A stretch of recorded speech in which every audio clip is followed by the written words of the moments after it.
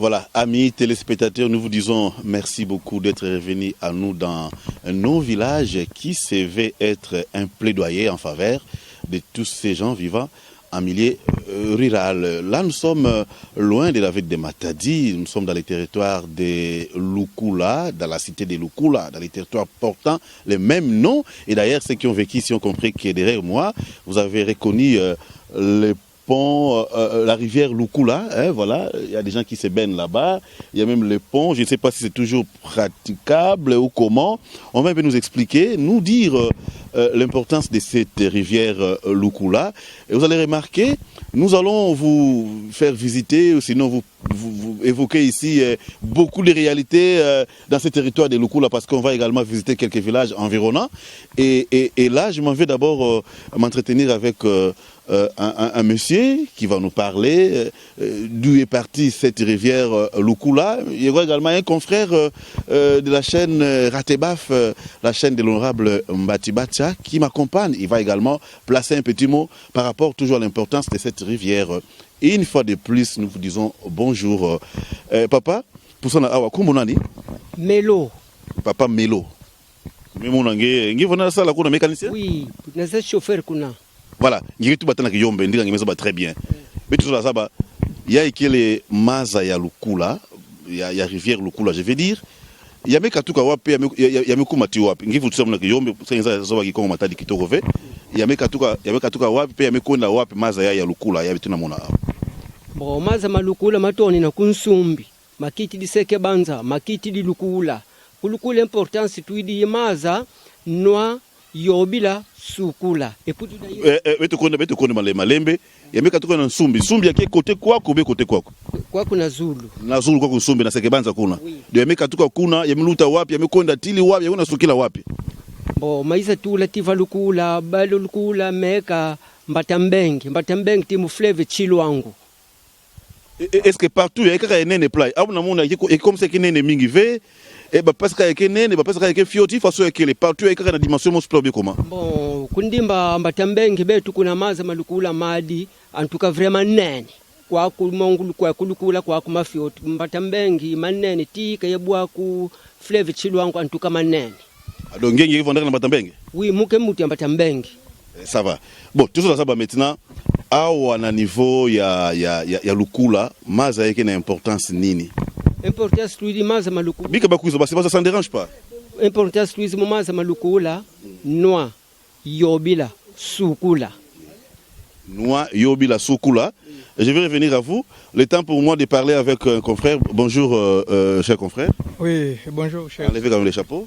Merci pour le respect des téléspectateurs qui nous suivent en ce moment. Voilà, dites-nous un peu. Le papa l'a si bien dit en Kiyombe déjà. D'où est venue cette rivière Lukula qui va juste au niveau de Chilwango vers Matambeng là-bas. Ici, vous qui vivez ici, quelle est l'importance de cette rivière Lukula? Merci beaucoup pour cette question. Cette rivière Lukula a une grande importance dans le chef de la population du territoire de Lukula parce que c'est cette rivière qui permet à la population de ce territoire de faire d'abord les jardins tout au long de cette rivière. Et il y a des gens aussi, des jeunes garçons qui extraient aussi les sables gravières. Et il y a des gens aussi qui se baignent, qui coulent les lessives. Vraiment, ça a une grande importance. Une grande importance. Oui. Et les gens se baignent, mais est-ce qu'à Lukula, il n'y a pas de robinets? Pas de robinets? Je vais un peu savoir, parce que les gens viennent se baigner ici. Et pourtant, là où je suis logé à l'hôtel, l'eau coule. Oui, ça c'est vrai, l'eau coule parce qu'à part la rivière Lukula, il y a encore des autres petites rivières.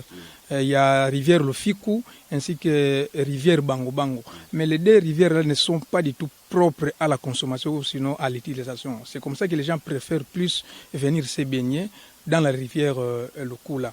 Et c'est dans cette rivière aussi que, parce que nous avons une régie des eaux ici, c'est dans ces rivières ici que la régie des eaux tire aussi de l'eau, fait le captage d'eau pour distribuer aux consommateurs. Donc, il n'y a pas le problème d'eau potable dans la cité de Lukula? En tout cas, dans tous les territoires de Lukula, je peux dire, il n'y a pas un problème d'eau. Attention, le territoire est vaste, hein? Le territoire est vaste, il ne faut pas affirmer des choses ici. Oui. Donc, même quand vous allez plus loin, dans les cas Congo, en Voangu, il y a l'eau potable. C'est vrai, il y a des cas isolés, ça c'est vrai. Mais dans tous les territoires, je dis bien que nous n'avons pas un problème d'eau, sauf que dans le secteur des cas Congo et un peu dans Tsundisi, les deux secteurs qui ont un problème d'eau. Mais les trois autres, en tout cas, n'ont pas de problème d'eau. Voilà, merci. On va ici, juste suivez-moi un peu, venez un peu ici, chers invités. Nous allons ici vous faire voir ces ponts. Ce n'est même plus un pont. On va parler en termes de passerelles d'ailleurs. Parlez-nous un peu de ça. Niki Vandaka Awa. Bon, il y a Vandaka pont, Vandaka l'outil train. Il y a kuna côté kuna. Kuna na côté kuna na droite ya munu, na diboko moya ya bakala kuna Vandaka l'outil train. Oui. Natama pendant l'époque coloniale. Oui. Tango bamindela Vandaka kuiza, ya Vandaka nzila mozi Vandaka kuisama na kuevacuer ba marchandises. Oui. Les produits agricoles na batrin kukatuka na chela yame luti la playa yame kwenda ti na boma ba misala na babato yake Vandaka deka vetu mezaba et ba misala tout alors passerelle yake le sam na bato makulu ngemona ke yake le entre la cité de Lukula et une petite agglomération de Chimbayango kuna betu na kwenda fait voilà sam na kusadisa batuke kwenda na bilanga et puis batuke na Chimbayango bakuza sala zandu kuza sumba bima na Lukula. Voilà. Voilà. Et papa tu la saba un peu pour ça na quoi coup parce qu'il faut tout na nge mezaba dia kama metadla est-ce que maza ya Lukula ya kena ba souvenir ya imbive ina batumye bikanaka na yau c'est vrai souvenir ambote kele kena pesa batu maza tous les jours batu ke blaga mais ya kena ba souvenir ya ku fora pe batu batumye blaga ba ku fois ya kena ba place na imbi ina batu ke kwenda kave. Oui, place zinkaka nechi kumongo kibeka kuna beti pekisa bana balezi po beti fuila kuna buwombo. Bana mongo kibeka kuyili mumulukula kaka. Kuti fuila bana bawombo beti pekisa. Antuka yetu tutavonda bene surtout banzanza. Bana banka baba kukitsasa bayiza vava grand frère petit frère biza fuila kuna lede bana baba bwadi bafa lumba kimosi. Après kundimba kwa kontuka mankaka mambimbi maza dia urejide sokati benda muzi pompe nandi sukula après batu bekabakla maza muzi mu pompe irejide zo matondo mais ba metu batima zango era nkaka yake monte keti kwako yiko maka dangereux era mvula déjà les pluies s'annoncent semble-t-il maza ke monte keti na sulu kwako muna munu ba jardin kele est vrai yake est vrai maza ke kumaka ti koti ya biro kwako na biro ina côté beno kuna oui. Ça va. Je pense que vous avez retenu quelque chose par rapport à la rivière Lukula. Il faut connaître nos villages, connaître nos différentes rivières. La rivière Lukula, baketu blaka ya mingi. Mama lutange, comment on a fait lutange? Betike kanganzi la fait.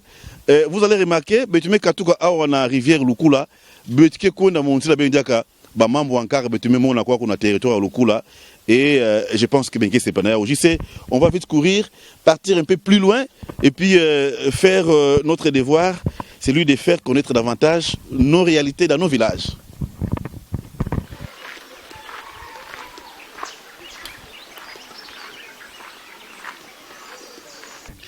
Finalement, nous sommes au village, sinon à l'agglomération Timbayango, à quelques kilomètres de la cité de Lukula. Nous allons faire découvrir cette belle agglomération. Nous sommes entourés par une forêt qui est en train de se vider petit à petit.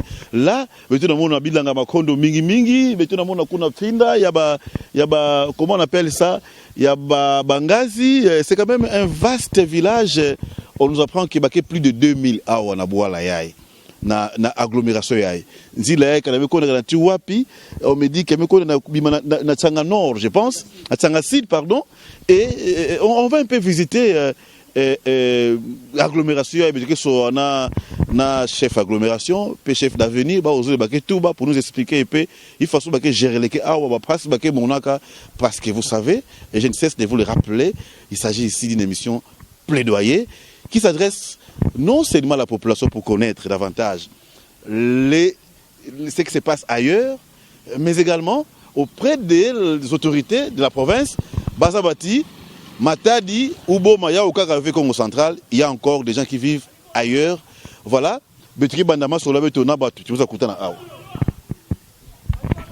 Voilà papa. Awa boala Timbayango, non? Timbayango, mais tout déjà qui presque population il y a 2000 voilà, 2400 personnes. Mais tout ça bâti boala yai nzila yamekonda ti wapi? Nzila yenda ti kutsanga seed. Ku secteur Tsanga Seed. Secteur Tsanga Seed. Mala pina manka mariko oku zi groupement zidiko oku. Kuku nzila beniko oku. muna babima kwa kubafinda mingi ya ba ni bia beke sala kabenye kuna ka bon tota kuna kwa ku bitebi mayaka bon bime be victoire kaka binsitu et puis problème i bankenda zingazi ina bansala mafuta bana betu kuza sumba maoni manka baneti banka mangnata makukitsasa bankaka bansala zi or oui betu ketu ba or ya après donc ça ba makondo ya batuke sala ba campagne kwako ya nene beta kuiza kusumba bitebe ni biobi baneti kukitsasa binkaka bantekeleka kwa sandu ilukula pingutu bakeba sala or wa na mbavu tina maza ya lukula aluna maza ya lukula bete ko timu na zinolu bamana timu na zinolu bete kikulukula banka batu banka betu kuza sumbile kwa zinolu beni papa uvava banka ngeri ba bakati diamba beki baneti kukitsasa mu problem itedi mamu mansitu kima kidivava bankuna zitsola yini kabipuka ba ubaka mayaka mana ba yini kinibipuka bipuka bina byabambali una banlamba bikwanga byabisali bidi yetu baba because muna ko system kondo muna kumona awa yakedeka mingi awa baba kondo muna kumona yayi bitebi byabi mudiambu di provision zetu veka ai bitebi nkaka umona batu betu kuza sumba ko byawo ni baba betu pusana malembe betu na muna kebwala onke kama minene betu na muna kuna zulu kuna ba makondo ba nini bangazi betu pusana un peu play muzula un peu kusaba papa mambo metadi la ba forêt awa parce que ça kufa ba inti mumuna ke ba finda kele masa manisa bena kusala kia mo vesa ko protéger ba finda beno awa na kati ya bola yayi bamo sibavuidi minsitu baba permettre bazenga kwa minti mina baba akubusadi la makala basa mabaya beneke pekisa kafe betu lendi tusko dro mu pekisa bila bamo sibavuidi minsitu beni mina minsitu makanda mau misiko mietu betu population tunzingela pa boale beni ba ditimba yangu oh c'est tout de même kirie betu kwenda kuna betu tala papa chef ya agglomération ina lenda kuma place mikatuka ve betu kuma kwako beno beke batu ya ba chef ya agglomération kisala beno kele nini benge sala kisala nini comme ba chef ya agglomération rôle ben kele nini kisala ketu betu donc protéger population aibi mabebe yao oui kia kisala ketu ai sadisa bisali bebe divakati bwala baba exemple problème isalo ngo tufeti sadisa problème mambo ekapa bwala betu ba chef de l'avenir ai nyandi fumu tufeti bonga mauni en charge problème yima fois tufeti kongo la ziliste mudiambu di vana edi kudi nyofuidulu muzula saba un peu diambu mos awa ngetu bati beno ke organiser ke ba mambo muti mtuku ko organiser bwala kusala ba salongo muti na mutindu mais metadi la insécurité c'est vrai que mambo ba ville mingi awa insécurité ke levé na bwala yayi parce que katoke na ville ça des autres quoi couver bon awa insécurité kele bamiyibi ke kuzakawa betu kuza yiba kwako bamibi bambotu ka munivo zilukula banka bamba muzivile bankuiza kwako babuilu belembo yibi bibulu bibati muna kuna abetu kina kata lupango ya chef ya agglomération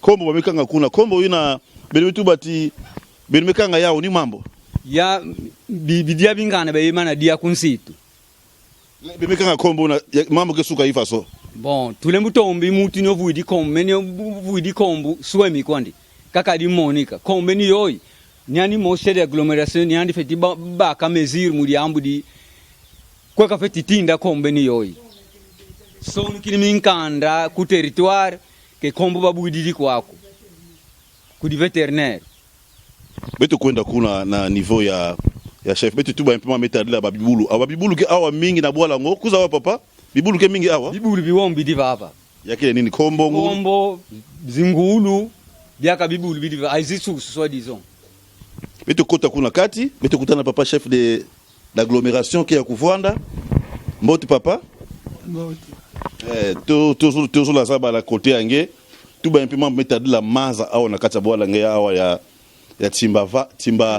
timba yangu mambo maza ke ifaso awa maza ke kwandi awa maza ya mabulu maza ya source obe lokula benke pembeni ya lukula ke maza ya régie des zones ni maza benye kunwaka awa maza ya pompe ya bandaka na 2016 livre yao yai akuza katula mu ina tuba maza pompe ya di bulu ya ba ke pompe ke pla yawa oui alors betu tinda mutu kwenda longoka kisalo ya kusala ba pompe ngo andi kwenda ka population pesa kandi mbongo sama ni kwenda longira ba pompe ngo ani mevutuka kwa ku pompe mekufua pompe ya mekufua betu meba ukilandi andi kuza sala pompe ani mazabisa betu ke yandi kuwaka ve malongi ina ba pesa kandi ku na ba tsabi ba pesa kandi bana ba memanisa sakini na ya lutsiko pompe ngo yao betu ke sadilaka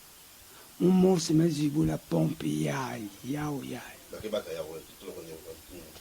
umezibula pompe ina mumosi mesala kupeli na ichikuna yao kena kusala tina kilumbu ya bubu yai me population zona pesa vembongo ni 100 francs banda 2016 ti bubu ya wapi ngibakela kambongo ngitula ka pompe ngo wapi ngibakela kambongo mbongo leta muto kusaka tula ya leta tulaka ya oui ya leta ametula mu president ya ba pompe ngo mukandake dawa yao mukejele ke yao batu zona kuwave bansiku ya korespecte batukete kaka ba maza ofele au na boala bazola futa mbongo ve bazona futa ve balenda ve ya ke pompe ya leta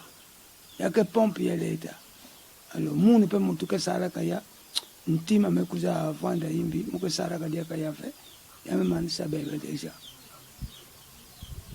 mabulu na mazi mumo sike sala ka mabulu yina na maboko muno amuvanda ka mutu pase muvanda ka mutu mumo sike na kusala mabulu yina na maza mena maza ngo mumesala bata lukula kana pompe ba mekufana lukula rezidezo kana rezidezo ya mekufana na lukula bato stu na timba ya na batu ya régie des eaux batu plutôt ya cité lukula ya benga kanga makuno ko ba makuiza ni kufuta mbongo ni kima musive kima mose mu sala lete deja kunega na kusalama na ba compagnie ba mindela ba zo mema kabanani ba motogizi so kimex no kutinda ba motogizi yawa maze kufuluka yuvusa munu veke fumu mbete kuza baka maze na nkoka ka be mekuza ngeme ka revendiquer alo ba kana kusakina nge maintenant pompe ngo yakelombaka entretien sika faut ça l'entretien wapi ngini bakela ba moya kusala entretien parce que population ngeke na kufuta ve ni batu alukula ngeke na kufuta ve tuba yana radio ya munu mosi mbongo ya mumosi maboko ya mumosi vraiment ngeke sukula ya ifaso yeke sukula ni faso kilumu mumo na ke pompe ya imone na tuba ya fe kilumu mumo na ke pompe ya mekufa mekanga yao population kena kufunda muna territoire na ba administrateur chef de gouvernement so mekanga pompe nanko mutu ke sala ke mona ke yame kufa mekanga ya kufunda na kufunda sitili abaya chimba yangu kufunda kaka fumu na territoire ça va betuke continuer masolo yayi bezo bimpe na ngara kuna betuke futuka dera peut-être betuke ça ba mpe na papa chef d'avenir est-ce que mekuwati benki na problème ya ba maza awa il faut entretien est-ce que benuke quand même visiter de temps en temps na ba batu voter comme ba député awa ba député bola mam rapidement c'est peut-être kwenda population muno ke 2843 donc 2843 batu ke fondaka na bola ya imokana kusere. Merci, c'est un détail. Et bien, quand même, mingi awa. Merci. Mais tu sais là, est-ce que les députés, tu me quoi, plus de 2000 pour un peu faire de l'emphase. Est-ce que, est-ce que, quand même, na, kuizaka bien quoi, député. Kuizaka, bete kuizaka kwa député. Bana déjà me kuizaka comme député. Député Guile Panzu, oui. Clément Zaou.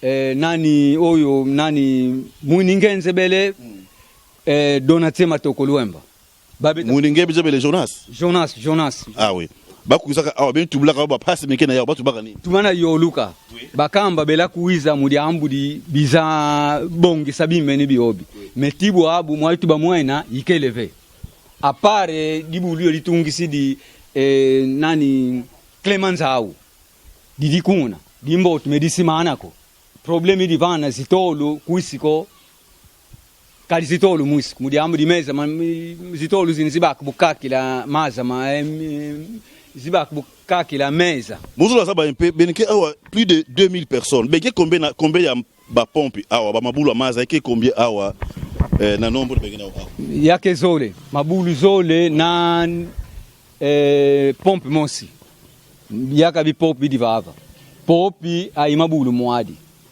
yaka bi maza madi yetu vava.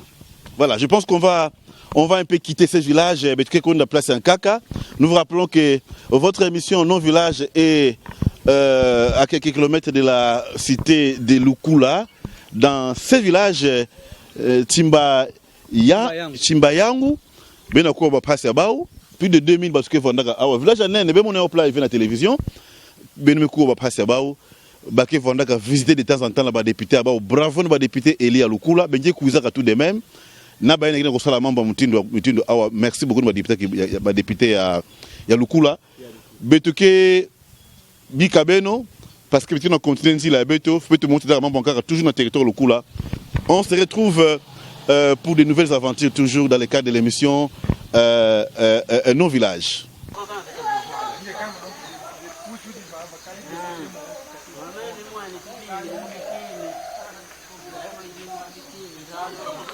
Voilà, d'un village à un autre. Nous avons été de l'autre côté de la cité de Lukula. Vous avez vu, nous avons été dans une agglomération qui émerge très bien.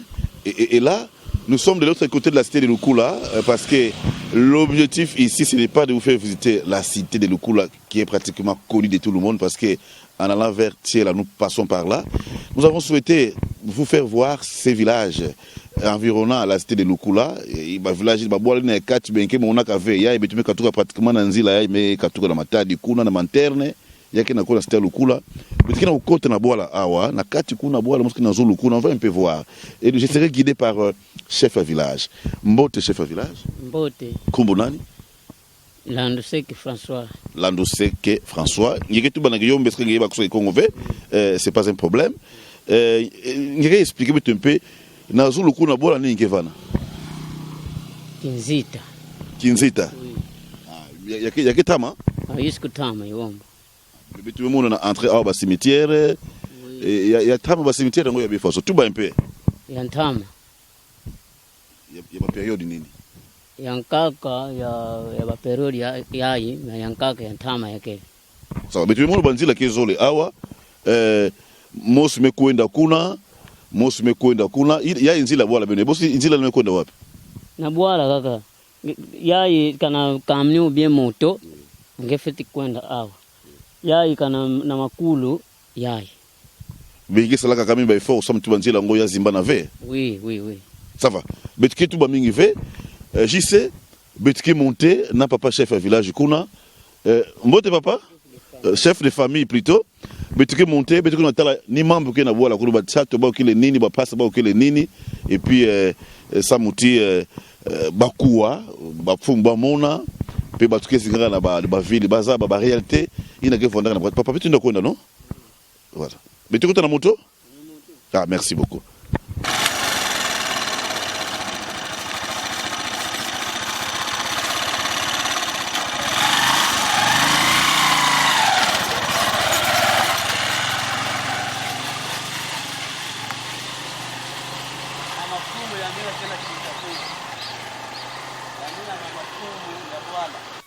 Voilà, mais tu me comment na boala ngo awa yake kwandi tama ve par rapport à nzila nene na ndimba kuna papa chef de famille betu linda zaba kikulu ya boala ya ye rappeler betu ka kombo na pe kikulu ya boala yake le nini yake le faso yake le mutindo nini Kinzita. Oui. Kinzita pembeni kondi Lukula. Kinzita fungua kana. Pembeni kondi Lukula. Moi histoire ya place ya yake le faso. Bo histoire ya boala ngo yayi yake le faso bino kuminaka awa.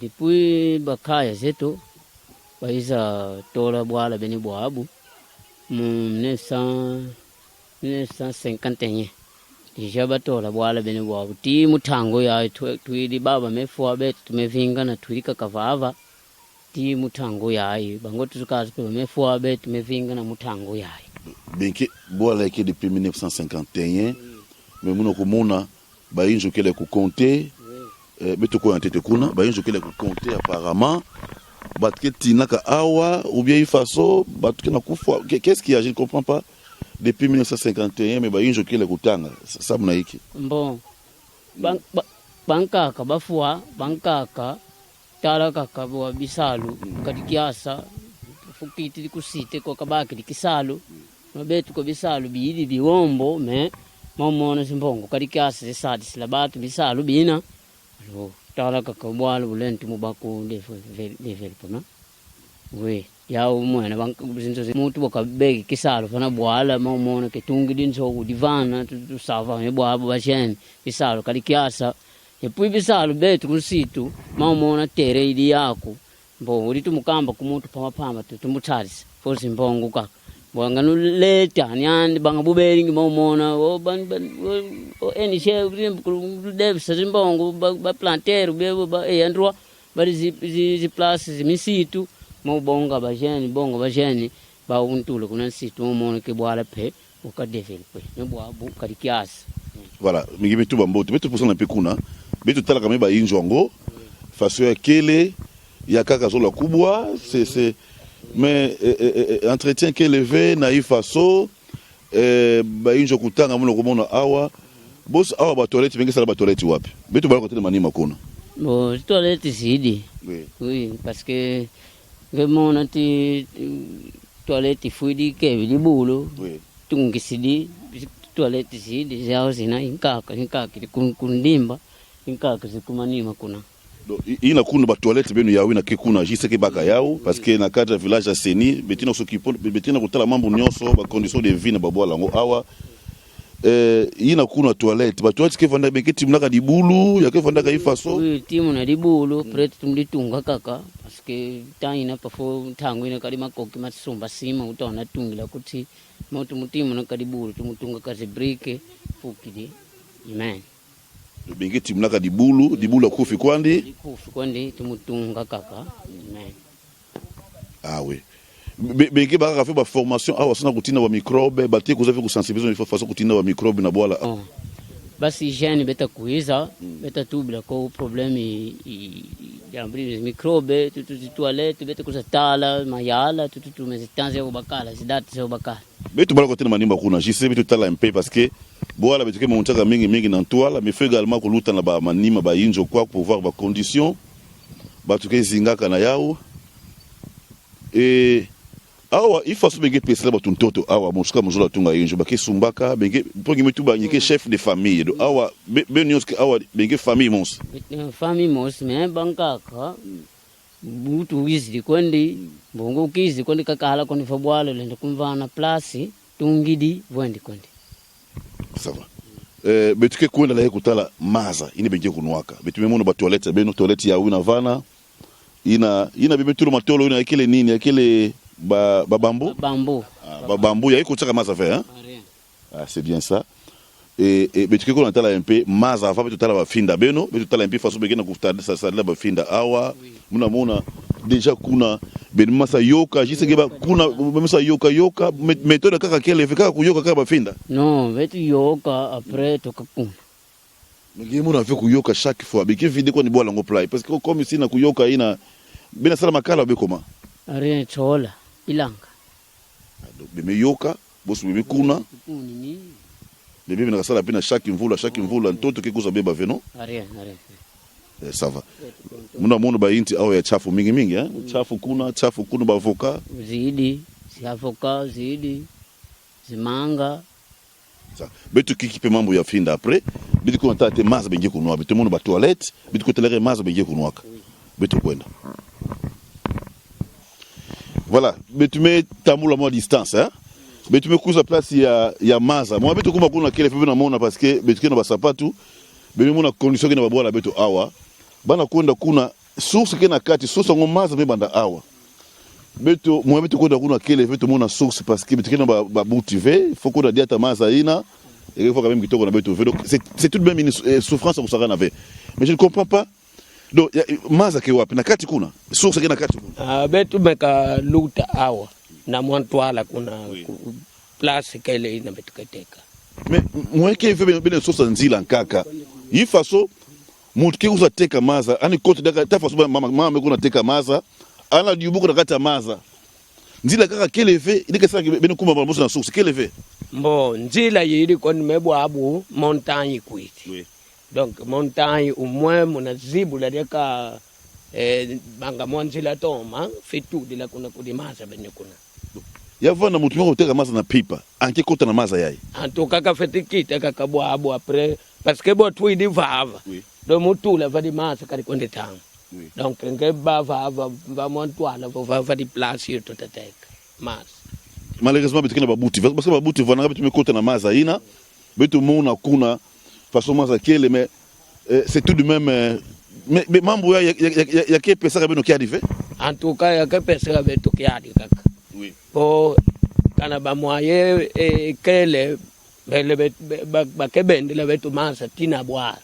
voilà malheureusement on ne sera pas arrivé là-bas, c'est tout de même un échec pour nous. L'idéal serait de tout le monde a dit boulongo parce que n'ima kota a poto maza na maza on ne saura pas parce que babuti vanda ka bitu la kota kuna. Mais néanmoins ben kina idée il y a mambo kena kuluta awa na boala vungu wakana Oui, voilà kinzita vungu wakana beno komona ça ne va pas. Bitike kuenda place nkaka bitu mona place bakisa kama mafuta bakisa kama mafuta awa oui. Beno mona mwana kena kuza na bidon ya na kuna mais c'est pas normal vraiment amato teka maza na source bana kuiza bana kudeta maza mwe ku contourner place ya qui est élevé parce que nzila kaka qui est élevé parce que kuna montagne ke kuna mais je pense que beno batalukula beno komona faso ba pangi beno kuzingila kwako ya quand même ya encourager fait il pouvait bien ko éviter mambo ya ba konchoko bakila maza awa betu ke monter kuna usulu betu tala place beke salaka mafuta avant betu tala bafinda kuna. Voilà, merci. Je sais ngike na mona faso tena kuizila kuna.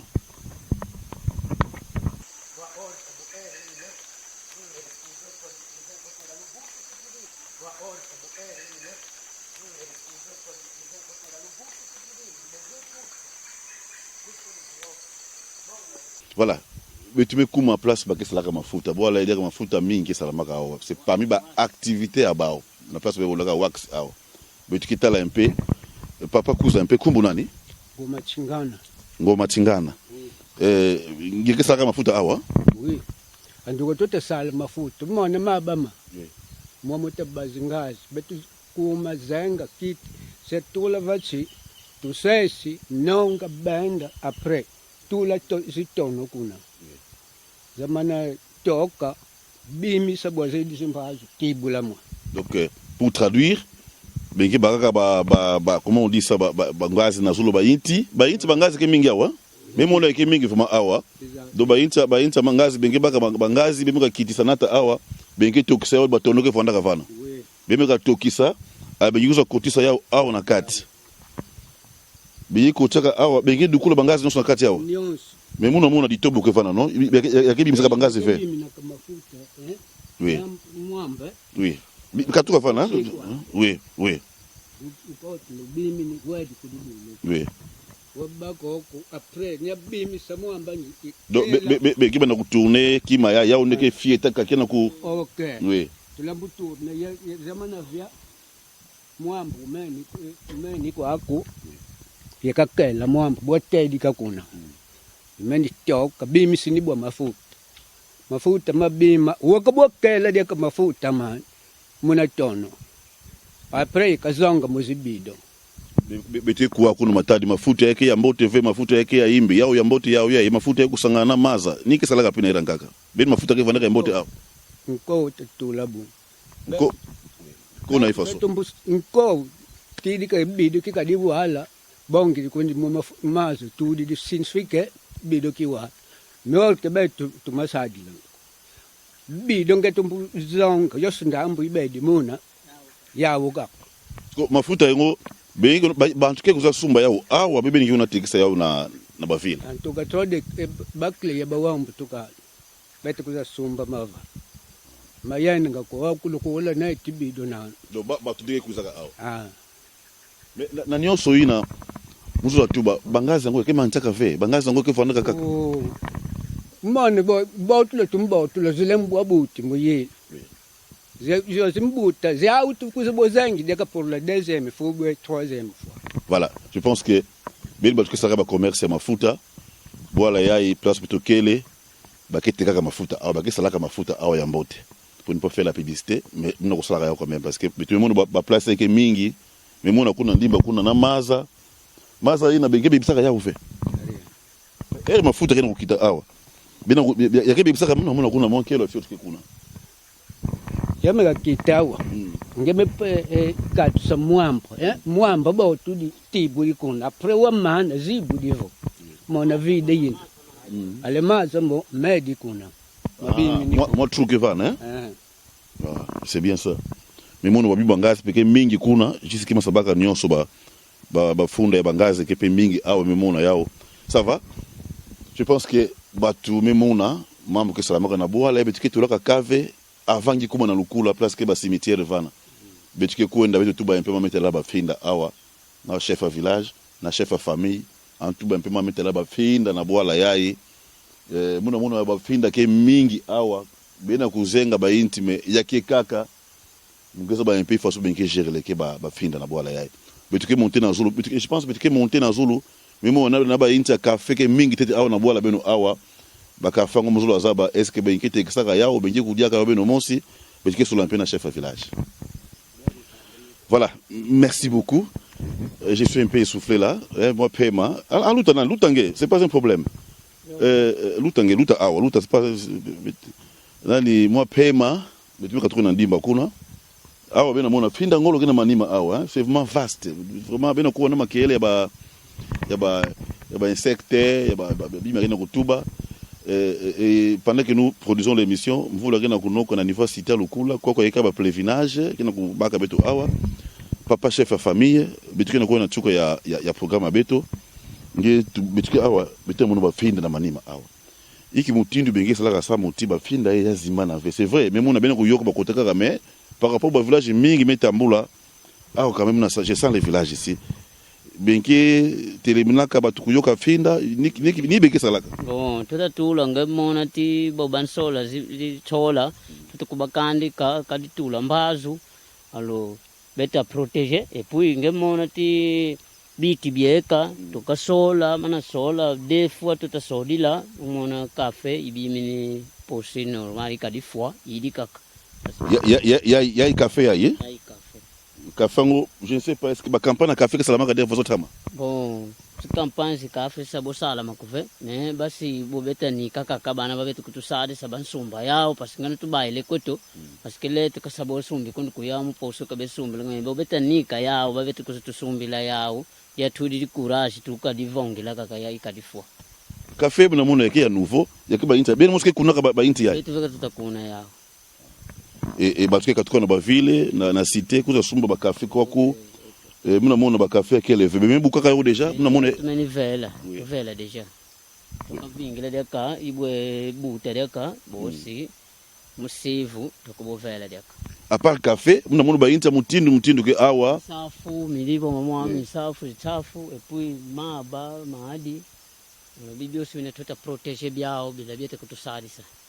Ah oui. Donc bachafu kile mingi bavoka kile mingi ngudi zichola zibilanga sazikala kukati nsitu tulende kutula sia mumudi cafe muba kusave yezo tuba nini ngudi zichola yezo tuba nini vana bilanga oui. Bilanga parti sinkatuta sala zao do bilanga ya nene yake ayer kuna yeah. Ah oui do bilanga ya ina vuma ya ngolo yake awave yake ayer kuna okay. C'est très bien compris muzula tuba dia apply batu mingi mekuma kukatoka na ba ville kuza kuzenga ba inti kusala ba mabaya kwa kumambo na kuwa basike le vene babola mingi makona basike na kusala na kati ba village kwa ku batu kuzenga ba inti kwa kuve bete kuzenga kwa u bobizi basumbi minti babesi mabaya baheli banka ko performa kala mana zenga tuli di fure tuli di makala wedi kote ngena mona avec yake danger sama na beno ba yinti kema ntaka no est bena kuna ndaka ikaka be faso antuka yako ni na kaka yao kaka tukuna nkuleka minti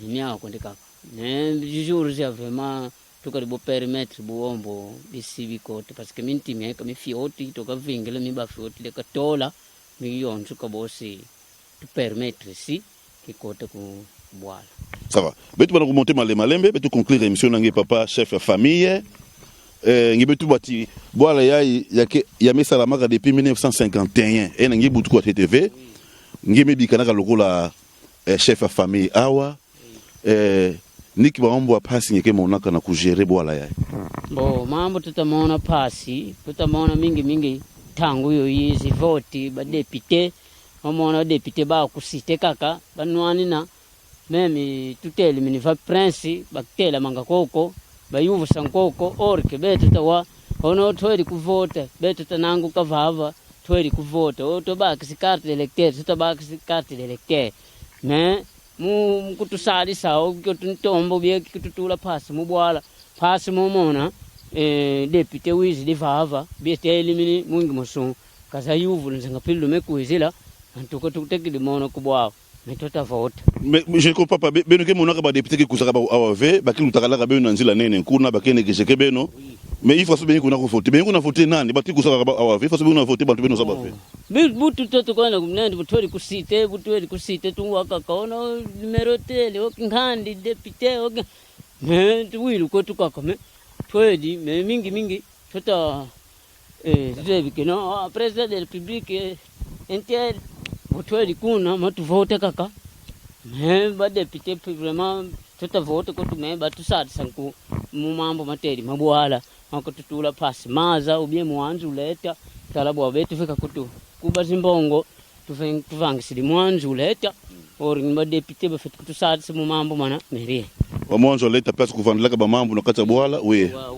wa o mambo ni fa bwala mama nsenze ileta uyizidi va tfeti donc qui mais ben kutunga yao na ba effort beno mos aide mos kele fait aide mos karikas betu fika tutatula aide josina do manyonga ngikele ba kisi makana ka beno malaki benki foteke non bake kuwa beno je pense que ba député lukula bakipe mingi na matadi kuna kena kusala bakikuwa beno ti bwala yai avangi kuma na cité ya lukula bakita laka ba oveme bake foteke voilà betu mikuma na chuka manaka beto mwadi ambo ya chuka kenange inanyike lomba na bafumu samu na bwala beno yes même si mitu boko déjà yao oui déjà tout bili yao que vraiment bafumba tusadisa yambudi maza parce que maza vraiment pasi la tubendila mau mwingi mustuba facile mu teka maza et puis mwanju leta tu mawombo kuna matikiti tomba na vava tala pusher fale boabu tufeti tula sima tutunga diambo boss bana class be kuna tanga wapi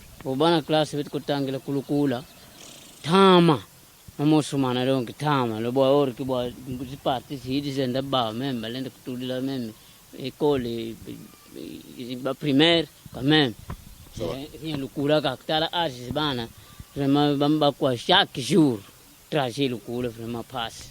Voilà, merci beaucoup. Je pense que vous avez compris que notre émission touche à sa fin. Nous avons fait visiter pratiquement 2 villages à part la cité de Lukula dans le cadre de cette émission qui est vôtre, une émission plaidoyer en faveur de ces gens qui vivent en milieu rural. Nous vous disons un grand merci parce que vous nous soutenez à travers des messages, des appels que vous faites par rapport à notre émission. Et ici, nous avons été dans le territoire de Lukula. Nous n'avons visité que 2 villages à part la cité de Lukula. Notre plus grand souhait serait d'aller plus loin. Et si nous sommes arrivés ici, c'est grâce à l'association des anciens élèves et enseignants de l'Institut Lufiamu. Bamekatuka na niveau ya Kishasa, Matadi, Boma, Mwanda, bameko tala école là-bas place Batangilaka. Et bien tu me couses quoi ba souhaiter que mais tu faites connaître également ba boala ya i passe ba ke monaka. Faites autant vous qui avez des entrées, des possibilités d'aller avec nous, de nous amener partout où vous avez étudié.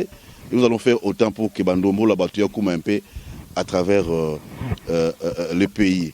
Un grand merci, un merci particulier à une dame, elle c'est Jessica Mbadou qui nous a également aidé. Merci beaucoup à toi Jessica Mbadou. Et pourquoi pas à Gisèle Mvoutu qui était derrière la caméra. Au nom de tous ces villageois, pourquoi pas de mon confrère qui m'a beaucoup aidé, venez tout de même. Il est directeur des programmes de la radio Ratebaf de Lukula. Un grand merci à vous. Et transmettez également mes remerciements à votre DG, Latéa Fidèle Vangou. Merci beaucoup à vous. Vous m'avez accompagné un peu par-ci par-là. C'est ça, entre confrères. Voilà, Gisèle Mvoutu, merci beaucoup. Et merci beaucoup, chers amis auditeurs, téléspectateurs, je veux dire. On se retrouve prochainement pour de nouvelles aventures dans le cadre de nos villages. Au revoir.